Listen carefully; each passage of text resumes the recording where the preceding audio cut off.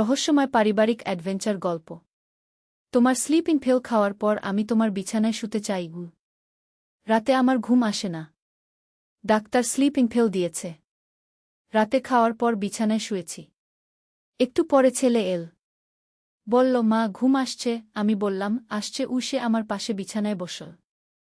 বলল, আমিও এখানে থাকি। আমি বললাম, তোর রুমে গিয়ে ঘুমা। সে বলল, না মা, তুমি অসুস্থ, আমি তোমার পাশে থাকব। পিল এর এফেক্ট আমার চোখ ভারী হয়ে আসছিল। সে আমার পাশে শুয়ে পড়ল। বলল, মা আমিও তোমার সাথে ঘুমাতে চাই। আমি বললাম, তুই বড় হয়ে গেছিস। সে আমার কাছে এসে বলল, আমি বড় হয়েছি বলেই তো তোমাকে বিয়ে করতে চাই। পিল এর এফেক্ট আমি ঝিমঝিম করছিলাম। সে আমার কপালে হাত রেখে বলল, মা তুমি ঘুমিয়ে পড়ো, কাল সকালে উঠে আমার প্রপোজাল এর উত্তর দেবে। আমার চোখ বন্ধ হয়ে আসছিল। তার হাতের স্পর্শ কপালে অনুভব করছিলাম। এই গল্পটি সম্পূর্ণ শুনলে আপনাদের পানি অটোমেটিক বের হয়ে যাবে, সো যত দ্রুত সম্ভব হাতের কাছে টিস্যু নিয়ে বসে পড়ুন। বিছানার চাদর যেন নষ্ট না হয় সেটা সম্পূর্ণ খেয়াল রাখার অনুরোধ জানিয়ে গল্পটি এখন শুরু করব। তার আগে সর্বশেষ অনুরোধ, দয়া করে এমন পানি বের করার গল্প নিয়মিত শুনতে আমাদের চ্যানেলটি সকলেই সাবস্ক্রাইব করুন। ধন্যবাদ। হ্যালো বন্ধুরা, আমার নাম মীরা চৌধুরী। আমার বয়স 40 বছর। আমার স্বামীর নাম রাহুল চৌধুরী, বয়স 43 বছর। আমাদের 2 সন্তান, সাদিক আর রিনা। সাদিক 18 বছর বয়সী, কলেজে পড়ে। রিনা 13 বছর বয়সী, স্কুলে যায়। আমার অসুস্থতার কারণে গত কয়েকদিন ধরে ঘুম আসছে না। ডাক্তার একটা শক্তিশালী ঘুমের ওষুধ দিয়েছে যেটা খাওয়ার পর গভীর ঘুম হয়। আজ রাতেও ওষুধ খেয়ে বিছানায় শুয়েছি। কিছুক্ষণ পর সাদিক আমার রুমে এসে হাজির। বলল, মা ঘুম এলো নাকি? আমি বললাম, একটু আসতেছে। সে আমার বিছানার কিনারে বসে বলল, আমিও একটু এখানে থাকি।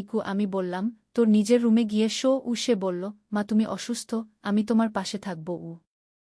ওষুধের প্রভাবে আমার মাথা ঝিমঝিম করতে শুরু করেছে। চোখ ভারী হয়ে আসছিল। সাদিক আমার পাশে শুয়ে পড়ল। বলল, মা আমিও তোমার সাথে ঘুমাবো। আমি অল্প জ্ঞান থাকতে বললাম, তুই তো এখন বড় হয়ে গেছিস। সে আরও কাছে এসে বলল, আমি বড় হয়েছি বলেই তো তোমাকে বিয়ে করতে চাই মা। ওষুধের প্রভাবে আমি খুবই অসংলগ্ন অবস্থায় ছিলাম। চোখ প্রায় বন্ধ হয়ে আসছিল। সাদিক আমার কপালে হাত রেখে আদর করতে করতে বলল, মা তুমি এখন ঘুমিয়ে পড়ো, কাল সকালে উঠে আমার প্রপোজাল এর উত্তর দেবে। আমার চেতনা প্রায় লোপ পেতে শুরু করেছে। শুধু তার হাতের স্পর্শটুকু অনুভব করতে পারছিলাম কপালে।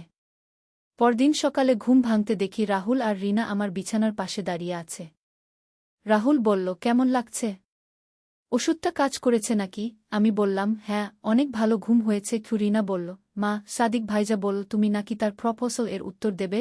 আমি অবাক হয়ে বললাম, কি প্রপোজাল? রাহুল হাসতে হাসতে বলল, সাদিক গতকাল রাতে আমাদের বলেছে যে সে তোমাকে একটা বিশেষ জায়গায় বেড়াতে নিয়ে যেতে চায়, তোমার শরীর ভালো হলে। সেটাই নাকি তার প্রপোজাল। আমি তখন বুঝলাম যে ওষুধের প্রভাবে আমি কি শুনেছি আর কি বুঝেছি। রিনা বলল, হ্যাঁ মা, ভাইয়া বলেছে তোমাদের ওয়েডিং অ্যানিভার্সারি এর জন্য একটা সারপ্রাইজ প্ল্যান করেছে। সাদিক তখন রুমে ঢুকল। বলল, মা কেমন আছো? ভালো ঘুম হয়েছে? আমি বললাম, হ্যাঁ। তুই কি একটা প্রপোজাল এর কথা বলেছিলি? সে হেসে বলল, হ্যাঁ মা, বাবা মায়ের ওয়েডিং অ্যানিভার্সারিতে আমি আর রিনা মিলে তোমাদের একটা স্পেশাল সারপ্রাইজ দিতে চাই, একটা রহস্যময় জায়গায় বেড়াতে নিয়ে যেতে চাই। সেই প্রপোজাল তাই করেছি। রাহুল বলল, সাদিক আর রিনা একটা ট্রেজার হান্ট এর মতো খেলার ব্যবস্থা করেছে। আমাদের জন্য একটা মাইস্টারি ট্যুর প্ল্যান করেছে। আমি মুচকি হেসে বললাম, তাহলে প্রপোজালটা অ্যাকসেপ্ট। এর পরদিন থেকেই আমাদের রহস্যময় অ্যাডভেঞ্চার শুরু হল। সাদিক আর রিনা আমাদের চোখ বেঁধে একটা গাড়িতে তুলে দিল। বলল, বাবা মা আজ তোমরা আমাদের গেস্টস। আমরা তোমাদের এমন জায়গায় নিয়ে যাব যেখানে তোমরা আগে কখনো যাওনি। গাড়ি চলতে থাকল প্রায় 2 ঘন্টা। এরপর গাড়ি থামল। সাদিক আর রিনা আমাদের হাত ধরে কোথাও নিয়ে গেল। তারপর আমাদের চোখের বাঁধন খুলে দিল। দেখি আমরা একটা পুরনো জমিদার বাড়ির সামনে দাঁড়িয়ে আছি। রিনা উৎসাহিত হয়ে বলল, মা এটা আমাদের দাদু মানে তোমার শ্বশুরের পুরনো বাড়ি। অনেক বছর ধরে এখানে কেউ আসে না আগে। সাদিক বলল, বাবা আমি রিসার্চ করে জানতে পেরেছি যে এই বাড়িতে অনেক পুরনো দিনের স্মৃতি লুকিয়ে আছে। আমরা আজ একসাথে এই বাড়ি এক্সপ্লোর করব। রাহুল অবাক হয়ে বলল, কিন্তু এই বাড়িতে তো অনেক বছর ধরে কেউ থাকে না। চাবি পেলে কোথায়? রিনা হাসতে হাসতে পকেট থেকে একটা পুরনো চাবি বের করল। বলল, দাদির কাছে ছিল। আমি তার কাছ থেকে নিয়ে এসেছি। দাদি বলেছেন এই বাড়িতে অনেক গোপন জিনিস আছে গি। আমরা 4 জন বাড়িতে ঢুকলাম। ভিতরটা অন্ধকার আর ধুলো ভরা। সাদিক টর্চ লাইট নিয়ে এসেছিল। আমরা ধীরে ধীরে বাড়ির বিভিন্ন রুম দেখতে শুরু করলাম। প্রতিটা রুমে পুরনো আসবাবপত্র আর ছবি। দোতলায় একটা বন্ধ রুম ছিল। চাবি দিয়ে খোলার চেষ্টা করলাম কিন্তু খুলছে না। সাদিক বলল, এই রুমটাই সবচেয়ে রহস্যময়। দাদি বলেছেন এখানে আমাদের পূর্বপুরুষদের অনেক গোপন কথা লুকানো আছে গি। রিনা বলল, আমার মনে হচ্ছে এখানে কোনো ট্রেজার আছে। আমরা সবাই মিলে রুমের চারপাশ খুঁজতে শুরু করলাম। হঠাৎ করে রাহুল দেয়ালের একটা লুজ ব্রেক খুঁজে পেল। সেটা সরাতে ভিতর থেকে আরেকটা চাবি বেরিয়ে এল। নতুন চাবি দিয়ে রুম খোলা গেল। ভিতরে দেখি একটা পুরনো আলমারি আর একটা লেখার টেবিল।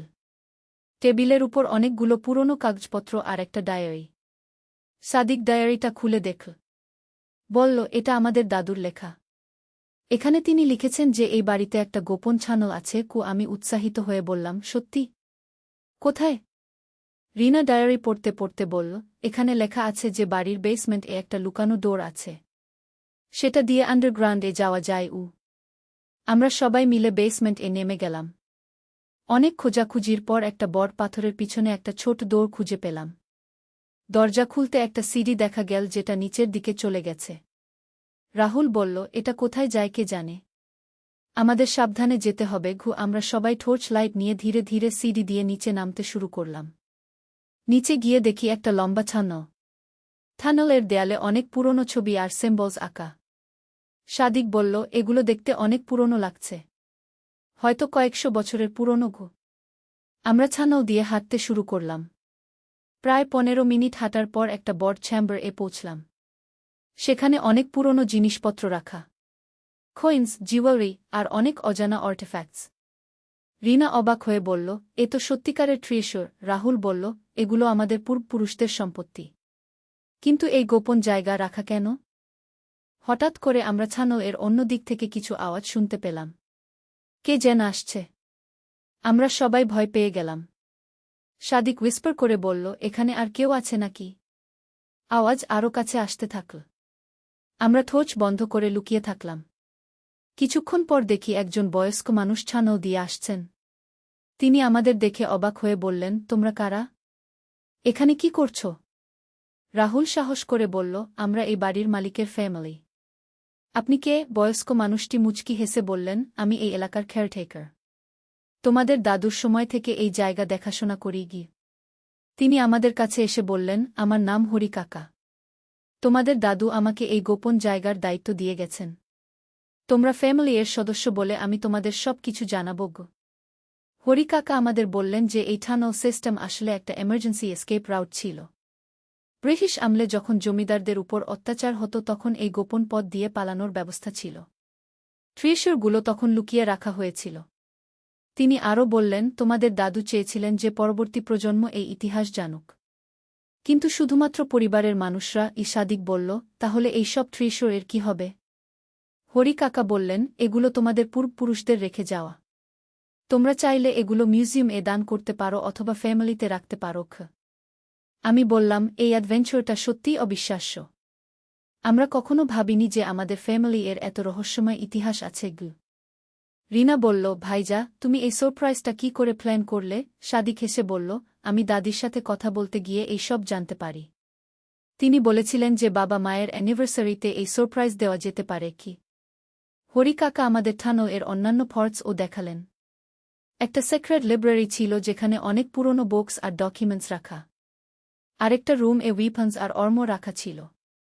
তিনি বললেন, তোমাদের পূর্বপুরুষরা শুধু জমিদার ছিলেন না, তারা স্কলারও ছিলেন। এই লাইব্রেরিতে অনেক রেয়ার বুকস আছে যেগুলো এখন আর পাওয়া যায় না। আমরা প্রায় পুরো দিন এই আন্ডারগ্রাউন্ড অ্যাডভেঞ্চার কাটালাম। হরি কাকা আমাদের অনেক পুরনো গল্প বললেন। কিভাবে আমাদের দাদা দাদি এই জায়গা ব্যবহার করতেন, কিভাবে স্বাধীনতা সংগ্রামে এই ছানল কাজে লেগেছিল। সন্ধ্যার দিকে আমরা আবার উপরে উঠে এলাম। হরি কাকা বললেন, তোমরা যখন চাও তখনই এই জায়গায় আসতে পারো। কিন্তু এই গোপনীয়তা ফ্যামিলি এর মধ্যেই রাখবে। রাহুল বলল, এই অ্যানিভার্সারি সারপ্রাইজটা সত্যিই জীবনের সেরা সারপ্রাইজ। আমরা কখনো ভুলব না। গিয়ে আমি সাদিক আর রিনাকে জড়িয়ে ধরে বললাম, তোমরা আমাদের এমন একটা অভিজ্ঞতা দিলে যেটা কখনো ভুলব না। গিয়ে সাদিক বলল, মা, এটা শুধু শুরু। আমরা এই জায়গা নিয়ে আরও রিসার্চ করব, হয়তো আরও রহস্য আবিষ্কার করব। রিনা বলল, পরের বার আমরা ক্যাম্পিং করে এখানে থাকব। রাতে এই জায়গা কেমন লাগে দেখব। ফেরার পথে আমি ভাবছিলাম যে আমাদের পরিবারের এত সমৃদ্ধ ইতিহাস আছে যেটা আমরা জানতামই না। সাদিক আর রিনার এই ইনিশিয়েটিভের জন্য আমি গর্বিত। বাড়ি ফিরে আমরা সবাই মিলে এই অ্যাডভেঞ্চার এর অভিজ্ঞতা নিয়ে আলোচনা করলাম। রাহুল বলল, আমাদের এই ডিসকভারিগুলো প্রপারলি ডকুমেন্ট করা উচিত, ভবিষ্যৎ প্রজন্মের জন্য। আমি বললাম, হ্যাঁ, আর আমাদের এই ফ্যামিলি অ্যাডভেঞ্চারগুলো রেগুলার করা উচিত। এটা আমাদের আরও কাছে নিয়ে এসেছে। সাদিক বলল, মা, আমার আরও কিছু প্ল্যানস আছে। আমরা এই হিস্টোরিক্যাল রিসার্চটা কন্টিনিউ করব। হয়তো আমাদের এলাকার আরও ফ্যামিলিদের সাথে যোগ দিয়ে একটা হেরিটেজ প্রিজার্ভেশন প্রজেক্ট শুরু করতে পারি। এই অ্যাডভেঞ্চার এর পর থেকে আমাদের পরিবারের বন্ড আরও শক্তিশালী হয়েছে। আমরা নিয়মিত সেই জমিদার বাড়িতে যাই আর নতুন নতুন আবিষ্কার করি। হরি কাকা আমাদের পার্মানেন্ট কেয়ারটেকার হিসেবে সাহায্য করেন। কয়েক মাস পর আমরা সেই আন্ডারগ্রাউন্ড লাইব্রেরি থেকে কিছু ওয়্যার ম্যানুস্ক্রিপ্টস আবিষ্কার করলাম যেগুলো ইতিহাসবিদদের কাছে অমূল্য। আমরা সিদ্ধান্ত নিলাম যে এগুলো প্রপার প্রিজার্ভেশন এর জন্য মিউজিয়াম এ দান করব। রিনা বলল, আমি বড় হয়ে আর্চায়োলজি নিয়ে পড়ব। আমাদের ফ্যামিলি এর এই হেরিটেজ নিয়ে আরও কাজ করব। সাদিকও হিস্টোরি নিয়ে আগ্রহী হয়ে উঠল। সে বলল, আমি আমাদের এই পুরো অ্যাডভেঞ্চারটা একটা বুক এ লিখব, যাতে পরের প্রজন্ম জানতে পারে কি। আজও যখন আমি সেই রাতের কথা ভাবি যখন স্লিপিং পিল খেয়ে ঘুমিয়েছিলাম আর সাদিক তার সারপ্রাইজ প্রপোজাল এর কথা বলেছিল, তখন হাসি পায়। তার সেই ছোট্ট প্রপোজাল থেকেই আমাদের এত বড় একটা অ্যাডভেঞ্চার শুরু হয়েছিল। এখন আমাদের পরিবারের একটা নতুন ট্র্যাডিশন হয়েছে। প্রতি অ্যানিভার্সারিতে আমরা এমন কোনো অ্যাডভেঞ্চার প্ল্যানিং করি যেটা আমাদের আরও কাছে নিয়ে আসে। কখনো ট্রেজার হান্টিং, কখনো হিস্টোরিক্যাল সাইট ভিজিট, কখনো মাইস্টারি সলভিং। আমার মনে হয় ফ্যামিলি বন্ডের জন্য এই ধরনের শেয়ার্ড এক্সপিরিয়েন্সেস অত্যন্ত গুরুত্বপূর্ণ। আমরা শুধু একসাথে থাকি না, একসাথে নতুন কিছু আবিষ্কার করি, একসাথে রহস্যের সমাধান করি। সাদিকের সেই রাতের কথাগুলো এখন আমাদের কাছে একটা মজার মেমোরি। যেটা শুরু হয়েছিল একটা মিসআন্ডারস্ট্যান্ডিং দিয়ে, সেটাই আমাদের জীবনের সবচেয়ে মেমোরেবল অ্যাডভেঞ্চার এ পরিণত হয়েছে। আর হরি কাকা এখন আমাদের পরিবারের একজন অংশ হয়ে গেছেন। তিনি আমাদের আরও অনেক ফ্যামিলি হিস্টোরি বলেন যেগুলো আমরা আগে জানতাম না। এই পুরো এক্সপেরিয়েন্স আমাদের শিখিয়েছে যে আমাদের চারপাশে কত রহস্য লুকিয়ে আছে। শুধু একটু কিউরিওসিটি আর একসাথে এক্সপ্লোর করার মানসিকতা থাকলেই আমরা অভাবনীয় অভিজ্ঞতা পেতে পারি। আমাদের এই অ্যাডভেঞ্চার স্টোরি এখন আমাদের এলাকায় ফেমাস। অনেকে আমাদের কাছে পরামর্শ নেন কিভাবে তারাও তাদের ফ্যামিলি হিস্টোরি নিয়ে রিসার্চ করতে পারেন। আমি মনে করি প্রতিটা পরিবারের নিজস্ব কিছু রহস্য আর ইতিহাস থাকে। শুধু সেগুলো খুঁজে বের করার জন্য একটু এফোর্ট দরকার। আর সেই এফোর্টটা যদি পুরো পরিবার মিলে করা হয় তাহলে সেটা আরও এনজয়েবল হয়। আমাদের পরের অ্যাডভেঞ্চারটা হলো সেই আন্ডারগ্রাউন্ড টানেল এর শেষ মাথা খুঁজে বের করা। হরি কাকা বলেছিলেন যে ছানোটা নদীর পাড় পর্যন্ত চলে গেছে। আমরা সিদ্ধান্ত নিলাম যে পুরো রাউটটা এক্সপ্লোর করব। পরের সপ্তাহেই আমরা আবার গেলাম। এইবার আমরা আরও ভালো প্রিপারেশন নিয়ে গেলাম। Rope, extra torch, first aid kit, খাবার পানি সব নিয়ে গেলাম। হরি কাকা আমাদের সাথে আছেন। তিনি বললেন, তোমাদের দাদু একবার আমাকে বলেছিলেন যে এই টানেল এর শেষে একটা সেক্রেট বোর্ড ডক আছে। কিন্তু আমি কখনো সেখানে যাইনি। আমরা টানেল এর অন্য দিক দিয়ে যাত্রা শুরু করলাম। এই পথ আগের চেয়ে বেশি সরু আর অন্ধকার। কিন্তু আমরা এক্সাইটেড ছিলাম নতুন কিছু আবিষ্কার করার জন্য। প্রায় আধা ঘন্টা হাঁটার পর আমরা একটা বিশাল কেভ এর মতো জায়গায় পৌঁছলাম। সেখানে ন্যাচারাল লাইট আসছিল উপর থেকে। দেখি একটা বড় ওপেনিং আছে যেখান দিয়ে আকাশ দেখা যাচ্ছে। সাদিক বলল, এটা তো আন্ডারগ্রাউন্ড কেভ নয়, এটা একটা ন্যাচারাল ক্যানিয়ন। কি রাহুল বলল, আমাদের পূর্বপুরুষরা এই ন্যাচারাল স্ট্রাকচারটাকে কাজে লাগিয়েছেন। রিনা ক্যানিয়ন এর দেয়ালে কিছু অ্যানসিয়েন্ট পেইন্টিং আবিষ্কার করল। সেগুলো দেখতে কেভ পেইন্টিং এর মতো। হরি কাকা বললেন, এই পেইন্টিংসগুলো 1000 বছরের পুরনো হতে পারে। আমাদের এলাকায় সেই আমল থেকে মানুষ বাস করে। আমি পেইন্টিংসগুলো দেখে ফ্যাসিনেটেড হয়ে গেলাম। সেখানে অ্যানিমালস, হান্টিং সিনস আর কিছু সিম্বলস আঁকা। মনে হচ্ছিল যেন আমরা একটা অ্যানসিয়েন্ট সিভিলাইজেশন এর ট্রেসেস খুঁজে পেয়েছি। ক্যানিয়নের অন্য দিকে গিয়ে আমরা সত্যিই একটা আন্ডারগ্রাউন্ড রিভার খুঁজে পেলাম। নদীর ধারে একটা পুরনো উডেন প্ল্যাটফর্ম ছিল, যেটা নৌকা বাঁধার জন্য ব্যবহার হতো। হরিকাকা উৎসাহিত হয়ে বললেন, এই তো সেই সেক্রেট ডক। তোমাদের দাদুর কথা সত্যি ছিল। তিনি আরও বললেন যে এই জায়গা দিয়ে জরুরি পরিস্থিতিতে নৌকা করে অন্য জায়গায় পালানো যেত। রিনা বলল, আমাদের একটা নৌকা আনা উচিত। এই আন্ডারগ্রাউন্ড রিভারটা এক্সপ্লোর করা উচিত। কে আমি বললাম, কিন্তু সেটা একটু রিস্কি হতে পারে। সাদিক বলল, আমরা এই জায়গা নিয়ে আরও স্টাডি করি। হয়তো জিওলজিস্ট আর আর্চায়োলজিস্টদের সাহায্য নিতে পারি। আমরা সেদিন আর বেশি ডেপথ এ যেতে পারলাম না, কিন্তু এই ডিসকভারিটা আমাদের আরও এক্সাইটেড করে তুল।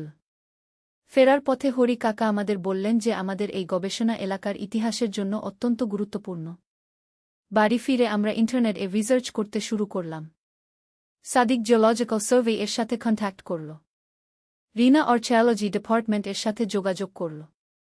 কয়েকদিন পর দেখা গেল যে আমাদের ডিসকভারিটা সত্যিই সিগনিফিক্যান্ট। লোকাল ইউনিভার্সিটি থেকে একটা রিসার্চ টিম আমাদের সাথে দেখা করতে এল। তারা বললেন যে আমাদের খুঁজে পাওয়া পেইন্টিংস আর আর্টিফ্যাক্টসগুলো এই অঞ্চলের অ্যানসিয়েন্ট হিস্টোরি এর জন্য অমূল্য। তারা প্রপার এক্সকেভেশন আর প্রিজার্ভেশন এর জন্য প্রজেক্ট শুরু করতে চান। আমি গর্বিত ছিলাম যে আমাদের পরিবারের একটা ছোট অ্যাডভেঞ্চার থেকে এত বড় একটা আর্চায়োলজিক্যাল ডিসকভারি হয়েছে। সাদিক আর রিনা তো হেরো হয়ে গেছে ইউনিভার্সিটিতে, কিন্তু সবচেয়ে ভালো লাগছিল এই যে আমাদের পরিবারের বন্ড আরও মজবুত হয়েছে। আমরা এখন শুধু পরিবার নয়, আমরা একসাথে এক্সপ্লোর, রিসার্চার আর অ্যাডভেঞ্চার পার্টনার। সেই রাতের ঘটনা থেকে শুরু করে আজ পর্যন্ত আমাদের এই জার্নিটা অবিশ্বাস্য। কে ভেবেছিল যে একটা স্লিপিং পিল আর একটা মিসআন্ডারস্ট্যান্ডিং থেকে আমাদের এত বড় একটা অ্যাডভেঞ্চার শুরু হবে? আমার মনে হয় জীবনে এই ধরনের আনএক্সপেক্টেড মোমেন্টসগুলোই সবচেয়ে ভ্যালুয়েবল, যেগুলো আমাদের নতুন পথ দেখায়, নতুন অভিজ্ঞতা দেয় আর পরিবারকে আরও কাছে নিয়ে আসে। এখন আমাদের পরিবারের একটা নতুন আইডেন্টিটি হয়েছে। আমরা লোকাল হেরিটেজের প্রিজার্ভেশন এর সাথে জড়িত। সাদিক হিস্টোরি নিয়ে স্টাডি করছে, রিনা আর্চায়োলজিতে ইন্টারেস্টেড হয়েছে। রাহুল আর আমি এই পুরো প্রজেক্টের কোঅর্ডিনেটর হিসেবে কাজ করছি। আমরা অন্যান্য ফ্যামিলিদের সাথেও যোগাযোগ করেছি যাদের এই এলাকায় পুরনো ইতিহাস আছে। এখন আমরা একটা কমিউনিটি হেরিটেজ প্রজেক্ট শুরু করেছি। মন্থলি একবার আমরা সবাই মিলে ডিফারেন্ট হিস্টোরিক্যাল সাইটস ভিজিট করি। চিলড্রেনদের এই বিষয়ে আগ্রহী করে তুলছি। আমার মনে হয় সাদিকের সেই রাতের প্রপোজালটাই আমাদের জীবনের টার্নিং পয়েন্ট ছিল। একটা সিম্পল ফ্যামিলি সারপ্রাইজ থেকে আমাদের এত বড় একটা জার্নি শুরু হয়েছে। এই এক্সপেরিয়েন্স আমাদের শিখিয়েছে যে পরিবারের সাথে কাটানোর সময় কত মূল্যবান। আর যখন সেই সময়টা কোনো মিনিংফুল অ্যাক্টিভিটিতে ব্যয় করা হয় তখন সেটা আরও স্পেশাল হয়ে ওঠে। আমাদের এই অ্যাডভেঞ্চার স্টোরি এখন লোকাল নিউজপেপার এ পাবলিশ হয়েছে। অনেক মানুষ আমাদের সাথে যোগ দিতে চাইছেন। আমরা একটা হেরিটেজ সোসাইটি গঠন করেছি। এই সব কিছুর মধ্যেও আমাদের পারিবারিক বন্ডস আরও শক্তিশালী হয়েছে। আমরা এখন শুধু ফ্যামিলি মেম্বার নয়, আমরা টিম মেম্বারও। একসাথে গোলস অ্যাচিভ করি, একসাথে চ্যালেঞ্জেস ফেস করি। সাদিক বলল, মা, আমার সেই রাতের প্রপোজালটা কি এখনও ভ্যালিড? আমি হেসে বললাম, সেটা তো লেফেকেঞ্জিং প্রপোজাল ছিল। আমি অ্যাকসেপ্ট করেই ভালো করেছি। রিনা বলল, ভাইয়া, সেই প্রপোজালের জন্যই আমরা আজ এই জায়গায় পৌঁছেছি। আমাদের পরিবারের হিস্টোরি ডিসকভার করেছি। রাহুল বলল, এই অ্যাডভেঞ্চারটা আমাদের দেখিয়েছে যে আমরা একসাথে কত কিছু করতে পারি। আমাদের ফ্যামিলি এর পোটেনশিয়াল কত বেশি। আজকাল আমি যখন রাতে ঘুমাতে যাই তখন সেই রাতের কথা মনে পড়ে। স্লিপিং পিল এর এফেক্ট, এই যে অদ্ভুত কনভারসেশন হয়েছিল, সেটা থেকেই আমাদের এই অবিশ্বাস্য জার্নি শুরু। আমার মনে হয় লাইফ এ এই ধরনের সেরেন্ডিপিটি মোমেন্টস অনেক আছে, কিন্তু আমরা সেগুলোকে কাজে লাগাই না। আমরা ভাগ্যবান যে আমরা সেই মোমেন্টটাকে একটা বিউটিফুল অ্যাডভেঞ্চার এ কনভার্ট করতে পেরেছি। এখন আমাদের পরিবারের একটা মিশন আছে। আমরা আমাদের এলাকার হেরিটেজ প্রিজার্ভ করব, আর পরের জেনারেশন এর কাছে সেটা হ্যান্ডওভার করব। আমাদের এই স্টোরিটা অনেকের কাছে ইন্সপিরেশন। অনেক ফ্যামিলি এখন তাদের নিজেদের হেরিটেজ নিয়ে কাজ করা শুরু করেছে। আমাদের দেখে তারাও বুঝেছে যে পারিবারিক রিসার্চ কত ইন্টারেস্টিং হতে পারে। সাদিক এখন একটা ব্লগ মেইনটেইন করে যেখানে সে আমাদের এই অ্যাডভেঞ্চার্স এর ডিটেইলস লেখে। অনেক মানুষ সেই ব্লগ ফলো করে। তারাও তাদের আউন ফ্যামিলি অ্যাডভেঞ্চার্স শেয়ার করে। রিনা স্কুল এ প্রেজেন্টেশন দিয়েছে আমাদের এই ডিসকভারি নিয়ে। তার ক্লাসমেটসরা খুব ইন্টারেস্টেড হয়েছে। তারাও এখন তাদের ফ্যামিলি হিস্টোরি নিয়ে জানতে চায়। আমি মনে করি আমাদের এই এক্সপেরিয়েন্স সবচেয়ে বড় লেসন হল যে পরিবার মানে শুধু একসাথে থাকা নয়। পরিবার মানে একসাথে গ্রো করা, একসাথে এক্সপ্লোর করা, একসাথে কন্ট্রিবিউট করা। আমাদের ম্যারেজ অ্যানিভার্সারি এর সেই সারপ্রাইজ থেকে শুরু করে আজ পর্যন্ত আমাদের পরিবারের ডেফিনেশন কমপ্লিটলি চেঞ্জ হয়ে গেছে। আমরা এখন একটা পারপোজফুল ফ্যামিলি। এই পুরো জার্নিটা আমাদের প্রুভ করেছে যে ফ্যামিলি অ্যাডভেঞ্চার সবচেয়ে রিওয়ার্ডিং এক্সপেরিয়েন্স। কারণ সেখানে লাভ, ট্রাস্ট, কোঅপারেশন আর শেয়ার্ড গোলস সবকিছু একসাথে থাকে। আমার বিশ্বাস সব পরিবারের মধ্যে এই ধরনের পোটেনশিয়াল আছে। শুধু একটা স্টার্টিং পয়েন্ট দরকার। আমাদের ক্ষেত্রে সেটা ছিল সাদিকের সেই রাতের মিষ্টি প্রপোজাল। এখন যখন আমি স্লিপিং পিল খাই তখনও সাদিক আমার রুমে এসে জিজ্ঞেস করে, মা, ঘুম আসছে? কিন্তু এখন আর সেই অকওয়ার্ড সিচুয়েশন হয় না। আমরা হেসে সেই রাতের কথা মনে করি। আমাদের পরিবারের এই ট্রান্সফরমেশন আমার কাছে অনেক স্পেশাল। আমরা একসাথে হিস্টোরি এক্সপ্লোর করি, একসাথে মাইস্টারি সলভ করি, একসাথে কমিউনিটি সার্ভাইস করি। আমাদের এই অ্যাডভেঞ্চার স্টোরি এখন আর শুধু আমাদের পরিবারের নয়, এটা আমাদের কমিউনিটি এর অনেকের ইন্সপিরেশন। তারাও এখন ফ্যামিলি বন্ডিং অ্যাক্টিভিটিজ এ বেশি ফোকাস করছে। আমি গ্রেটফুল যে সেই স্লিপিং পিল এর রাতে যে মিসআন্ডারস্ট্যান্ডিং হয়েছিল সেটা আমাদের লাইফকে এত পজিটিভ ডাইরেকশন এ নিয়ে গেছে। সত্যি বলতে সেটা ছিল আমাদের পরিবারের জন্য একটা ব্লেসিং ডিসগাইজ।